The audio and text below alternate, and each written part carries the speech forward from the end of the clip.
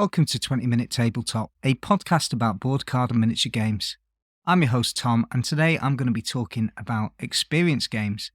Games that I think are worth experiencing but are not necessarily games that you'd want to keep in your collection forever. They're the kind of games I think that when you go to a restaurant, if you'll excuse the metaphor, you're looking at the menu and you can see your firm favourites there. But there's one dish on the menu and you think, oh, I ought to try that. And you do. And it was interesting, it was something different, something that you'd not had before. But the next time you go to the restaurant, there's no chance you're getting that. You're going to tuck into your usual lasagna.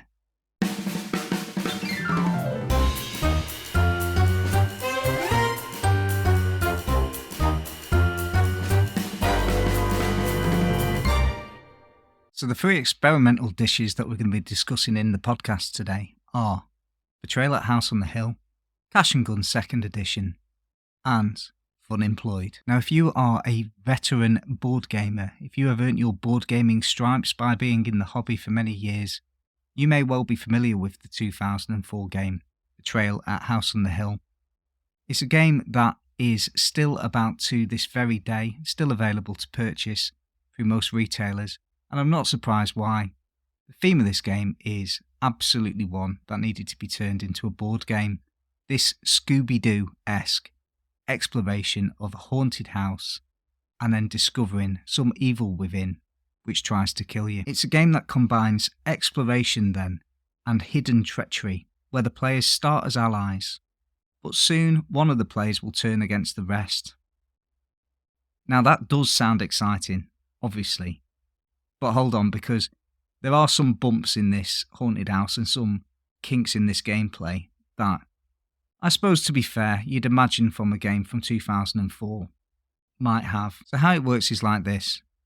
Initially, each player will be exploring this mansion together, revealing new rooms, and that bit can be absolutely fantastic. Certainly the first playthrough of this game is great as you're revealing these new rooms, turning over these modular tiles, and discovering that you've entered a room that's a gymnasium or a chapel or an old playroom. And as you go into these different rooms, each one of those may have a little feature there, some flavour text in the room that is going to trigger certain events happening. My first action of the entire game was walking into a room with a rotten floor and falling from the ground floor into the basement, because one of the nice things that this game does is it moves between three parts of the house. You start in the ground floor, but you can also explore the basement, or you can explore the upper floor. But eventually, as you move through these rooms, collecting items and omens, you will, through dice rolling, trigger a haunt.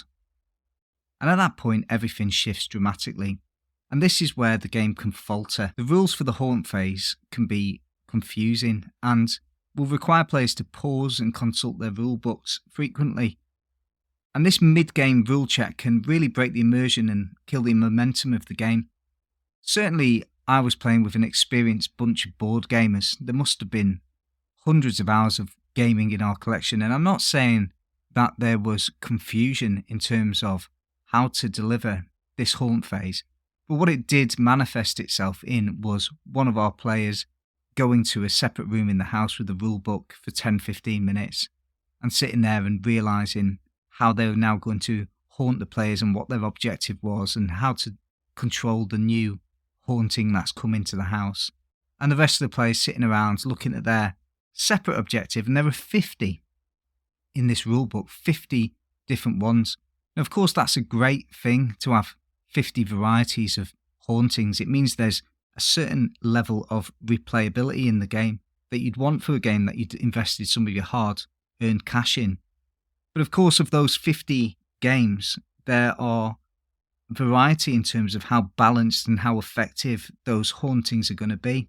Some of them I've heard are excellent, others are really hard for the players to win, some of them are really hard for the person who's doing the haunting to win. There's real balancing issues and a little bit of a break where you're having to actually work out what's going on there. But for me, the biggest issue with the game is not this break in the middle, which is fine. You know, you can have this little break and that's okay. And I suppose there's a little bit of tension involved in thinking, oh, the person's gone to a different room. When they come back, they've got a secret mission they're going to try to win in this certain way that we don't know about. But the haunt phase introduces a dinosaur of board game mechanics, and that is player elimination. So I want you to picture this. The haunt is revealed, and suddenly one of your friends is killed by the haunting. Now, this happened to me, and I had no real issue with that at the time. I was quite happy, really. I knew that the next game that we were going to play and bring to the table was Blood Rage, which I was very, very keen to get to the table, but I wasn't so familiar with the rules. And the 45 minutes it took for the rest of the players to complete the game was a good opportunity for me to sit at the table and read the rulebook for the next game. But imagine the scenario where you've invited people to your house to play a board game, and they've travelled there, and you said, let's play Betrayal at the house on the hill, and somebody's knocked out and has to sit down and watch the rest of the game. There's a reason why player elimination doesn't exist in longer form board games, and that's quite a simple one. There's nothing fun about not playing a board game. But what the game did do really well, and certainly through the first gameplay, was captured that experience of being in a haunted house, exploring the different rooms, triggering certain events and finding certain objects. And it was a really immersive and great experience to play once. And that's certainly where our gaming group is with that game. We all very much enjoyed it. It was great. As a one-time experience, I'd noticed my friend had put it up for sale. I can understand why. He felt awful, actually, about knocking me out of the game. He was very aware that by doing so, it was going to result in me sitting down and watching the game. Now, like I said, I really didn't mind at all. It would have been a suboptimal move for him to not chase me down. I happened to be right next to where the monster was spawned, and there was very little I could do about it. And it was okay, absolutely fine.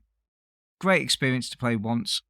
Can really see why the game has been around for a long time, certainly through the thematic exploration, but there are better games to play when it comes to modern board gaming. So well done, Betrayal House on the Hill, for whatever you did in 2004. I can see why you captured the hearts and minds of people at the time. But in 2024, it's one that I would personally give a miss, unless you find it for £2 in a charity shop, in which case enjoy that first game of it, with the caveats of what I've just mentioned in the last 5 minutes. So the second one of the games that I think needs to be experienced at least once in your life is the game Cash and Gun 2nd Edition. I want you to picture this. You're in a room full of friends, each armed with a foam gun, pointing them at each other like a Mexican standoff straight out of a Tarantino film. There's tension, there's laughter, and it's absurd. It's unparalleled gameplay. And if you think the scene I described just moments ago was absurd, a group of your friends with foam guns pointing at each other, I want you to replace one of those friends with your great-grandparent, 97 years old, pointing a foam gun at their great-grandchild. Because that's the experience that I've had with Cash and Guns. And I still remember it to this day. Because what sets this game apart is its simplicity. The rules are straightforward. All you have to do is aim your foam gun at somebody and decide whether to actually load it with a bullet or bluff and put a blank inside the gun instead. If you survive the round, you get to share some loot out, and that bit's slightly irrelevant. It's a set collection game in essence. You can collect a series of paintings, and the more you get, a bit like dumplings in Sushi Go. There you go, there's your Sushi Go reference for the game, but a bit like dumplings in Sushi Go, if you get lots of paintings, or the person with the most diamonds will get a bonus amount of money. But all that is irrelevant. The game itself is irrelevant. What the game is at its heart is a group of friends or family all pointing foam guns at each other. Unlike Betrayal at House on the Hill, there's absolutely no need to be delving into the densities of a rule book or spending an hour explaining mechanics.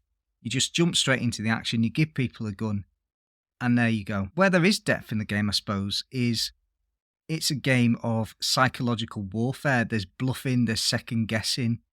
You get a chance when people are pointing a gun to you to just fold down your character to say, look, I'm out of this particular round. Or you can call their bluff and say, I don't think any of you've got an actual bullet involved. In which case you can shout banzai at the top of your voice and stay in the round, risking that you might get one of the 3 wounds that would take to kill you from the game. So it's a beautiful dance of deception and deduction, but more than that, it plays quickly, it's foam guns, it's people laughing and scheming, making alliances, breaking alliances. It's perfect for parties, family gatherings, or any time you want to inject a bit of fun and chaos into the evening.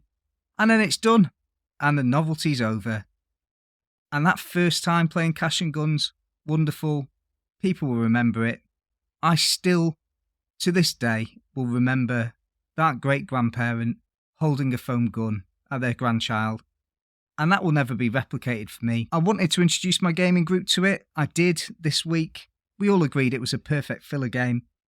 And we'll never play it again, and that's okay. So Cash and Guns 2nd edition is lovely. The components are delightful. There's cartoony characters, foam guns, piles of fake cash. All adds to the game's charm. One of you gets to play as the Godfather, which has got this wonderful mechanic. If somebody points a gun at you, you get to ask them to redirect it at somebody else on the table. So that's a wonderful piece to be adding to into the mix. Great game, very amusing, but like I say, once you've played it, once you've experienced it, time to move on. And interestingly, when comparing this game to Betrayal at House on the Hill, this is a game that does player elimination well, because you will be eliminated. It is a game that players will invariably die before others, and it may only be that there's 2 or 3 players left at the end of the game, but it plays quickly. And actually, if you died, that was your choice. You had the opportunity to fold your cartoon character down and be out of that round, but instead you shouted bonsai and you took a bullet to the chest, and there's nobody to blame around that table but yourself. And it doesn't matter, because you know, if you're having a second game, that 10 minutes later, you'll be back in alive. The final game on my list is a game called Funemployed, which I suppose occupies a similar gaming space to Cards Against Humanity, which is a game I haven't played and don't have that much desire to be honest.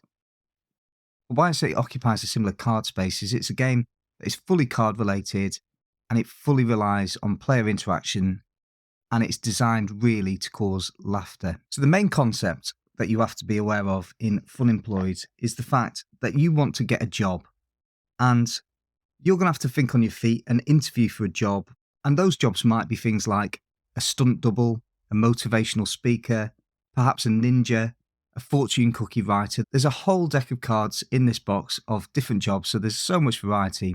In the game that I played, we had jobs like a funeral director and a professional athlete. So some of the jobs are quite standard jobs, and other ones are kind of more unique and sort of kooky, I suppose, for want of a better word.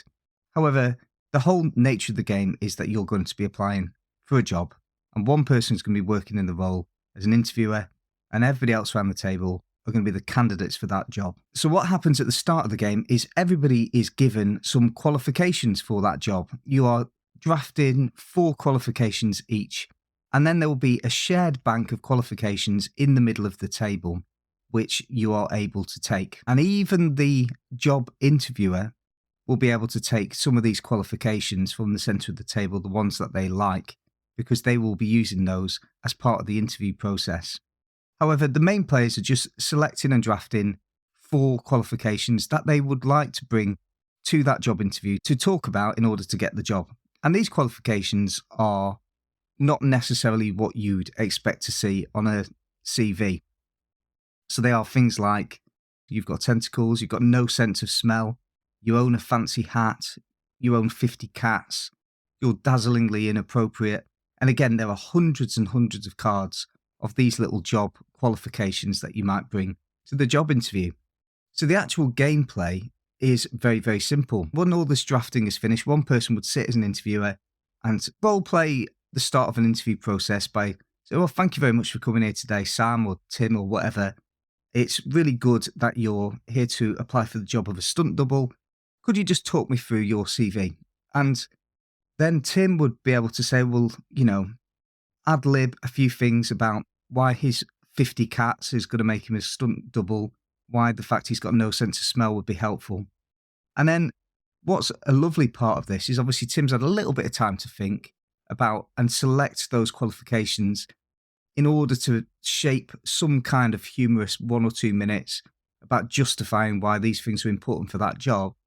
But then the interviewer will pull out a separate qualification, a bit like if you're old enough to remember Columbo, where he says just one more thing at the end of each episode, the job interview would bring out a card and say, well, that's great, thank you for that, but could you please explain to me this? And bring out one extra thing that the player was unaware of. And of course, they're going to have to improvise and explain why that one thing that has been pulled out would also make them good for the job. And it can be very funny because the interviewer will have drafted some really challenging CV qualifications, and everybody else around the table will be watching that person kind of talk their way into that scenario. And then it goes around the table in that way. Everybody would apply for the same job. The interviewer would interview them all. And then, quite simply, the interviewer would decide who gets the job. And then you'd rotate around the table and do it again. Now, for me, I think this game is wonderful. I know certain people from the gaming group, when I explain the game in the way that I just explained it to you there, it caused a sense of anxiety, fear, and panic. And I fully understand why. This is absolutely not a game for everybody.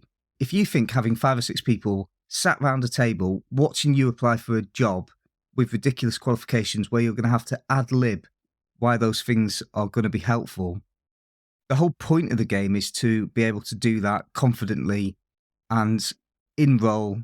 And for some people, that is just absolutely not what they want to do. So this podcast is all about games that I think you should experience once. And I would say for those people that like this kind of game, by all means, this is a game you ought to experience once. It's very, very funny and really interesting. However, if you're sitting there thinking that sounds like my idea of hell, then I wouldn't put anybody through this. I was very aware, actually, when I brought this out to the gaming table, that not all people around the table would want to actually play this game. So I was really thankful that we got it to the table once, because I personally just wanted to experience it once, having heard about it and having picked it up recently. But you all know your own tastes and your own interests in gaming, and for some of you out there, this will probably be something that you think this sounds absolutely amazing. My gaming group would love to sit around role-playing job interviews and making each other laugh, and other people will be sitting there thinking, no, we play Euro games and Search for Planet X and games that are more strategic. As a filler, perfectly great. I'm really glad I experienced it. It will sit back on the shelf, and it's likely that it won't get any more plays, but like I say, it was something that I was really glad to get to the table once. So we're reaching the end of the episode now. It's a slightly shorter one, which is good really, because a few of the episodes we've done recently have been pushing way over the 20-minute mark. And I know a few of you have contacted us to say that it's affecting their commute. They've got a 20-minute commute and they've not been happy that the timings of the podcast have been wildly over because it's caused a few issues in terms of their journeys to work. So apologies if that's the case. This one maybe is going to run a little short, and that will offset those things. But what I will say towards the end of this podcast is the usual messages. Please do check out our Patreon. There's lots of benefits there. We are trying to fund the podcast in terms of our own costs. We're not quite there yet. So if anybody wanted to donate a little bit to the Patreon, you do get a few things back, such as Foldscape scenery that Kev has designed and made. Really beautiful stuff. Perfect for the miniature gamers out there. And of course, we've got a Discord, and we often have conversations about gaming there. So please do check out and join our Discord. It's in the show description. No matter what podcast host you're using, you'll be able to find our link to the Discord there. And one of the things I'd like you to talk about in the Discord, if you are there, is are there other games that you think fit this category of it's a great experience, it's a game that I would recommend people try, but it's not necessarily a game that you want to have in the collection forever, but as something to have experienced, then it fits that brief perfectly. These are likely to be the games that have flaws in them that are not going to suit every group and every type of player, but still offer something. None of these games I've talked about today for me are bad games. I think all of them have benefits and interests, but they're just not games necessarily that would become part of your staple diet. So anyway, thank you so much for listening. As usual, please do share us around, and we'll see you next week.